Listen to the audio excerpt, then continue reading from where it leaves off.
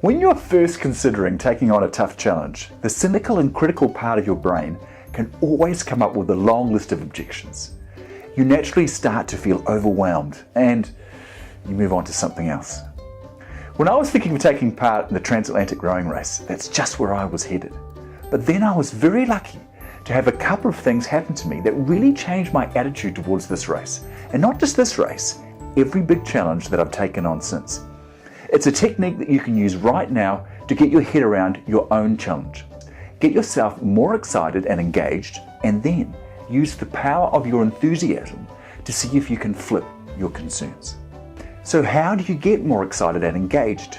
There's at least 4 ways, and in this first vlog we'll look at the first 2. The very first way is to get an image of success. A few days after I had quit on taking part in the rowing race, I went out to the letterbox as I usually did, and there was a large envelope inside. So I took it upstairs and opened it up. It turned out to be the application pack for the race. Well, I'd quit on the race, so I didn't really care. But I was flicking over the pages, and then I turned a page and saw a photo that was so powerful, that moved me so much, that the first thing I did was to cut it out and put it on the wall. Here it is here. Look at these 2 guys. Look how bronzed and buff they are. Look at the guns this guy has gotten him. It was like getting a postcard from the future. It really breathed life into what I was trying to achieve. And I found that having an image, as corny as it sounds, is a great way to keep your subconscious mind focused on your challenge. It doesn't matter if the image is cut out of a magazine, or the screensaver of your laptop, or just something that you think about each day. Because more important than the image, it's how you feel when you think about the image. About letting yourself feel for a moment how good it would feel to achieve your goal. You don't have to sit cross-legged. You don't need to have whale songs playing. You don't need to do this for 20 minutes.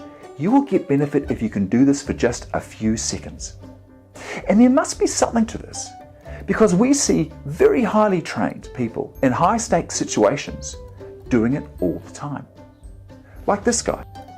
He's got thousands of eyes on him, a mountain of expectation. And yet he'll take 20 seconds just to imagine, to visualize the ball going over. We see it so often. We see kicks taken like this so often that we forget what it used to be like in the old days. So here is someone taking a kick from the Lions test in 1973. See how long he takes to kick and how well it goes for him. The next technique is to find a role model. Find people who are doing what you want to do.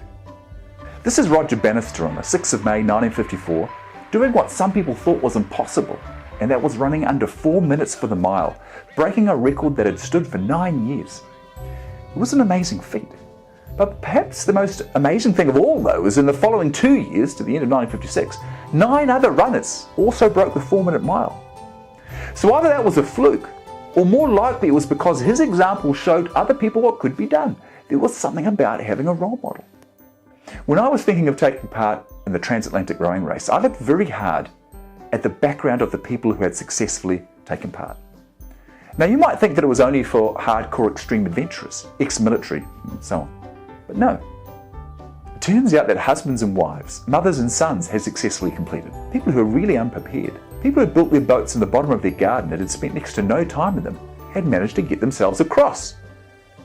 Do you think that finding out that normal people had achieved this feat, people with the same athletic ability as me, was motivating? Of course it was.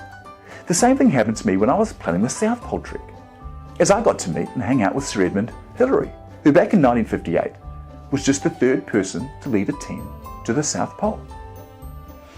And it's really confronting spending time with him, and not perhaps in the way that you might expect. It's because he's achieved so much and yet he seems so normal. You expect him to have done what he's done. You almost want him to have done what he's done because he's special, because he's got a 3rd lung or the heart the size of Phar Lap. But when you meet him and he seems really normal, then you realize that the only difference between him and you is his attitude and how he's applied himself. What I'm saying is this: are there people who are achieving doing what you want to do? Are they different from you, or could they be role models for you? So in the next video, we'll look at the next 2 methods for getting a little bit more enthusiastic about your challenge. Or if you can't wait, just click on the link and go straight to the blog.